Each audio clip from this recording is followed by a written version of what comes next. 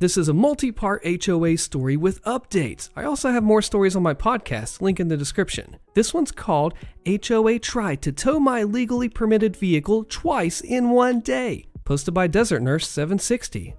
I paid cash for a 2-bedroom condo in April. The condo came with 2 parking permits, one red and one green. The updated rules that were sent to me after closing states that an owner gets 2 parking permits, one for covered parking and one for uncovered parking. However, the rules do not state which permit is for which parking. Walking around the neighborhood revealed that both green and red permits under covered parking, as well as about half of the vehicles showing no permit at all. 1 week ago, I received a notice on my windshield that my car would be towed for not showing the proper permit, even though the permit was clearly visible in the corner of the passenger side windshield. Yeah, in fact, the notice was placed under the passenger wiper blade directly above the permit. I called the management company and I informed them of their mistake, along with a picture of the permit in the corner of the windshield. I thought that this would solve the problem, and I was wrong. I am a nurse and I work the night shift. At about 1300 hours, my wife came in screaming that one of her cars was being towed. I immediately got up, I got dressed, and I went outside to find an employee of the management company directing a tow truck to tow my car. She said that it was being towed because it had the wrong color permit. I immediately pulled up the R&Rs on my phone and I asked her to show me where the color codes were explained.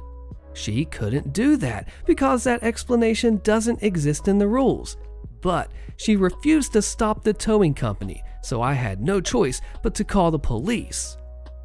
Upon arrival, I explained to the officers what was happening, and then I showed them the R&Rs on my phone and both of my cars with the proper permits. They told the management employee and the tow company that they had no reason to tow my car. The rep hemmed and hawed that I was parked wrong even if the rules didn't state so. The cop ordered that tow company to release my car. Problem solved, right? Yeah, wrong. I go back to bed and I just fall asleep when my wife comes in screaming that they're towing the car again. I go back outside and the same cop is there from earlier. This time, the president of the management company, which is the one who oversees the HOA board meetings, he's there too, along with the same tow truck driver and employee from before. This time, my car is already up on the flatbed. The manager told police that I still had the wrong permit to use covered parking, even though it was the right one according to this unwritten rule that I'd learned of earlier in the day. The cop asked the manager if she had inspected the permit before calling for the car to be towed, and she admitted, well, that she hadn't, and she was just going off of what the employee had told her from earlier. The cop asked her to verify that the permit was the right color to be under covered parking, and she hesitatingly admitted that it was. The cop was visibly perturbed and again ordered the tow truck to release my vehicle. He then gave a stern talking to the manager about making false claims and not verifying for herself what her employee told her. The cop gave me a case number and said that both reports would be available in 24 hours. I plan to use those reports to bring this to the attention of the HOA board, as I know for certain that the manager will try to sweep this under the rug or will refuse to even acknowledge this incident. What should my next step be? First update. I was finally able to get to the police station for the 2 police reports from that day. Report number 1 at 14:02. Management believes he does not have proper parking permit, but per RP he does. Civil issue between the RP, reporting person, and the management and HOA board over parking. The property has parking guidelines which are unclear of what vehicle could park where. The reporting person has been having issues with one specific board member who states that he harasses him. The reporting person was advised that he could obtain a civil harassment order, and reporting person's vehicle was not towed.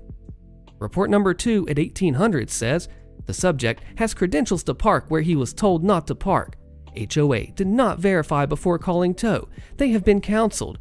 Truck had proper parking pass, and the HOA manager did not verify before calling a tow. They have been told they must verify prior to calling a tow, or else they could face civil issues. I think this pretty much shows how wrong the HOA management was. I am talking to an attorney about my best legal options. I will update here as things move forward. An edit. I received word from the HOA management company that I would not be allowed to attend the online meeting tomorrow because it is only for the listed owner, who happens to be my wife.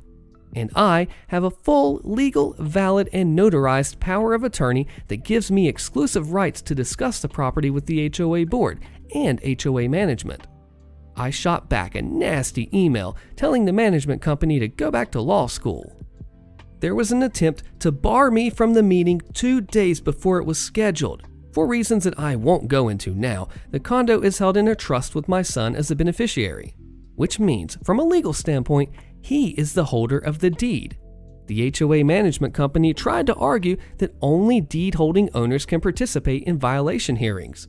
This, despite me having a fully encompassing power of attorney for my son that explicitly gives me the power to manage all real estate holdings.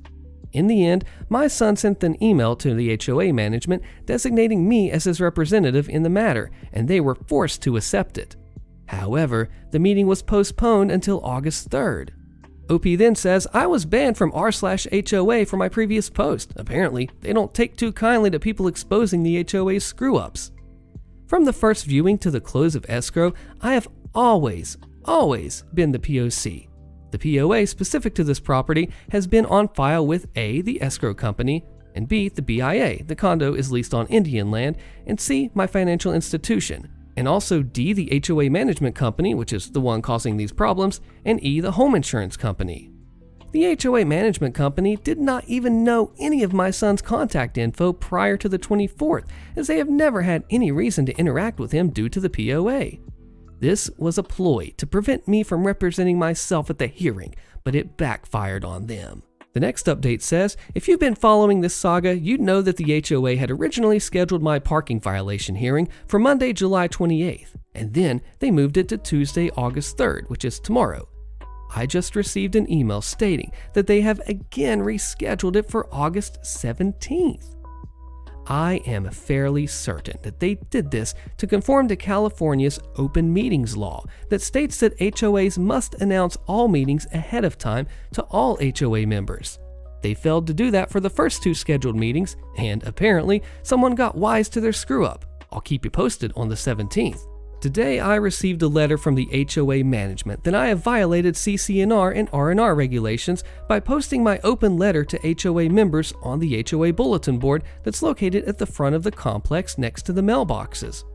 I had posted the letter that I had sent to the HOA board regarding the intentional harassment by the board regarding my properly permitted vehicle being intentionally towed on July 7th.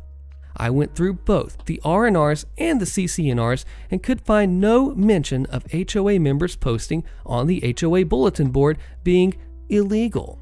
Interestingly, the letter states my violation as posting letter illegally on HOA info boards. I'm no lawyer, but illegally generally means that there is some state or local law prohibiting an act. HOA rules aren't local, state, or federal law, so I don't know why they're using the term illegally. Yeah, no worries, I just laughed it off. My wife and I have decided to go ahead with filing suit against the HOA. We have retained an experienced law firm that only represents homeowners in HOA disputes, and I'll update you as things move forward. It's been a long 2 days. First off, while this parking drama has been unfolding, there is a second issue that I have been dealing with. That is an HOA board member ambushing and harassing me in the parking lot when I leave for work at night. This has happened twice in the 5 months that we have lived here. This is the board member who has placed security cameras at various places around the building, including one that he had pointed at the pool area, apparently recording people at the pool, including children. As a result, I had determined that my best course of action, after filing a complaint with the HOA board twice, which was ignored both times, was to request a restraining order against this individual. A temporary restraining order was denied by the court, and a hearing was scheduled for today, August 18th, to consider the regular restraining order. I arrived at court only to be told that the hearing was rescheduled for September 1st.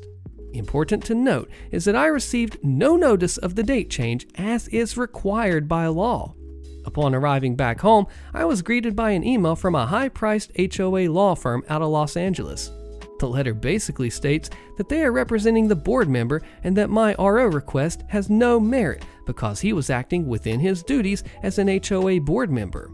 What the letter failed to mention was that the first instance of harassment took place before he was seated on the board. The letter goes on about frivolous lawsuits, having to pay the board members' legal fees, blah blah blah. It's a bullcrap letter designed to scare me off of pursuing the RO. One thing of note in the letter is its attempt to conflate my RO request with my continuous parking violations. This board member is the same one who has 2 parking passes that allow him to park both of his cars under the carport. Us regular peons, we only get 1. At the hearing, I logged on through Zoom to find only the HOA management representative with her camera on. The other 4 board members, including the one I have the RO restraining order pending against, were all blacked out. The HOA rep insisted that it was I that requested the meeting and therefore there would be no questions. I would state my case and the board would decide in executive session what my fate would be.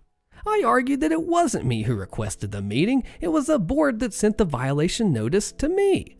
Anyway, I made my case the best that I could by pointing out that no new owners were told what the permit was for what parking. I then pointed out that a letter was sent in February with the details of the parking permits, but that I never received that letter when I closed escrow in April. And that letter explicitly states that the permits are non-transferable and registered to the individual units and owners. So the board member with 2 red permits is in violation of the HOA R&Rs. My pleas fell on deaf ears. So now I wait to hear my fate. My wife, who has been supportive, has had enough. She's ready to sell and get the heck out of this nightmare. She went so far as to arrange our realtor to meet with us this Saturday. The good news is that prices have increased roughly 15 to 20% in just 5 months, so if we sell, we will just break even considering our closing cost. Something that I have not mentioned up to now is my ongoing attempt at engaging as many other homeowners as I can in the workings of the HOA and the management company. To that end, I set up a Zoom call and I spread the word. The call was this afternoon and 15 homeowners logged on. All of them related stories from heck concerning the management company and its principal agent who is the de facto head of the HOA, and all agreed that the management company needs to be replaced. One of the homeowners is an active member of the HOA board but is resigning next week.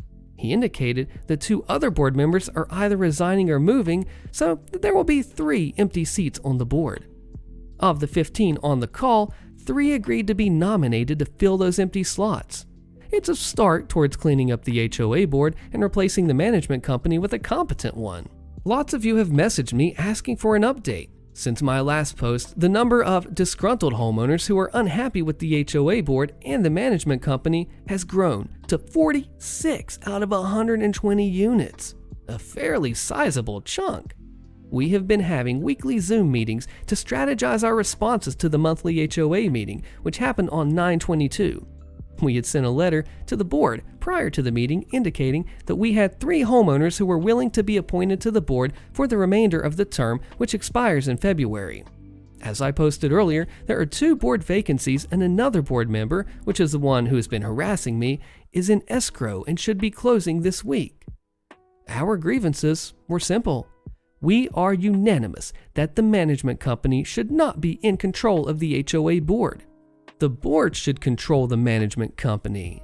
Many owners expressed dissatisfaction with the parking rules and the fact that the HOA never clearly defined them. Virtually all of us expressed the opinion that the management company should be terminated for a whole host of reasons. At the start of the meeting, the management, which is, really just one person, muted everyone and refused to let anyone talk until after the board appointed 2 of their own people to the vacancies. No discussion was allowed. No questions to the new board members were allowed. Our candidates were not even considered, and the entire board refused to be on camera. Further, the manager would not allow any questions. We could only make statements that were less than 3 minutes long. In her opening, she mentioned a $7,000 legal bill that she stated that the board had incurred defending a board member from an angry homeowner, and yeah, that would be me. She then opened the floor, but would only unmute one person at a time. Person after person expressed their displeasure that 2 new board members were appointed without any discussion or input from the homeowners. Many asked why the board member who was in escrow did not resign from the board and allow at least one of our candidates to be appointed. Again, neither the board nor the management answered any questions. Yeah, there was talk about a recall, which most of my coalition supported. One member, who is not part of our group, asked about that $7,000 legal expense, but the board, again, refused to answer. When it became my turn, I explained the best that I could in 3 minutes why the HOA paid an attorney 7 Gs and how I had been continually harassed by the board and the management. The next few speakers demanded that the HOA and management immediately cease payment to the attorney and asked why the members were not informed of the board's decision to hire one. Out of nearly 50 speakers, only one owner expressed approval of the board and the management company. After the meeting, I received a message for a 65-year-old female owner who forwarded me the harassment that she had endured by the same board member that has been harassing me. I was astounded by how similar our stories were. Her niece had been living with her and found this pervert filming her from his kitchen window, which overlooks the pool area. Same thing happened to my wife, which, along with the other harassment, was why I filed the restraining order. However, in hindsight, I made a very bad decision.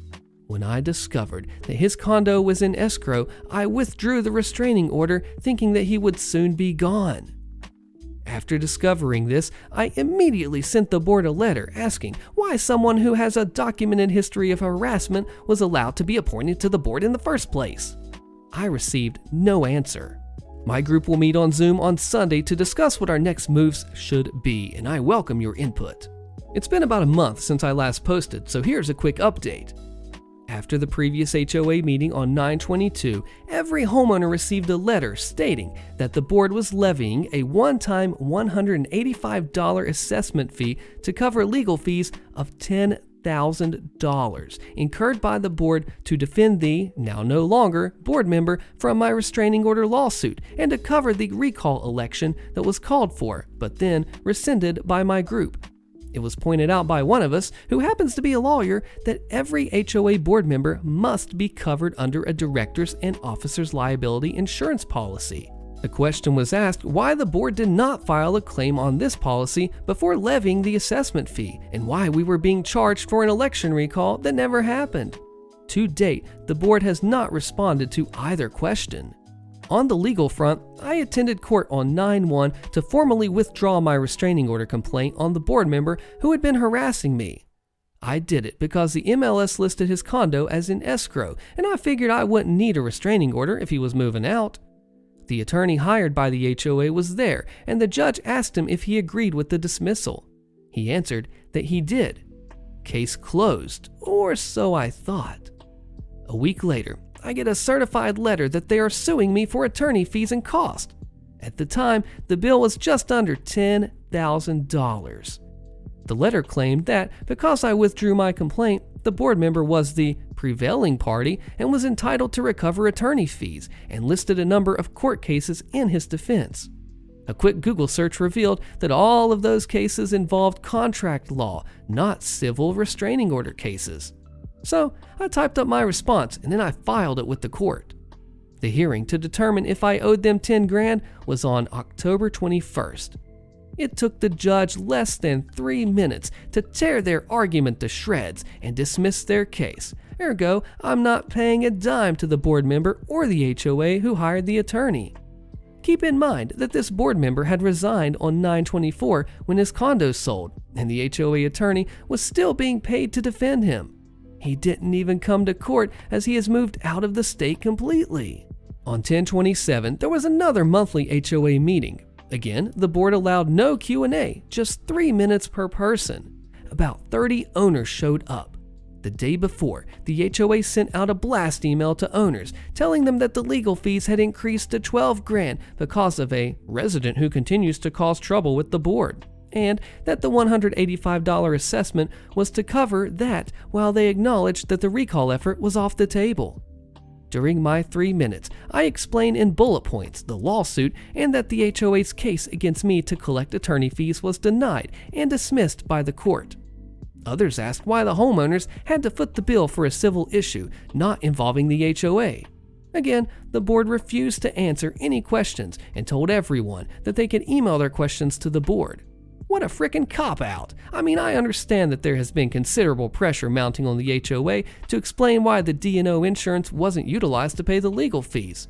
I surmise that the board knows that any investigation into the history of the offending board member would reveal that he had been accused of harassing other owners numerous times before he was seated on the board, and that would preclude him from being covered by the insurance policy. This is an evolving part of the story.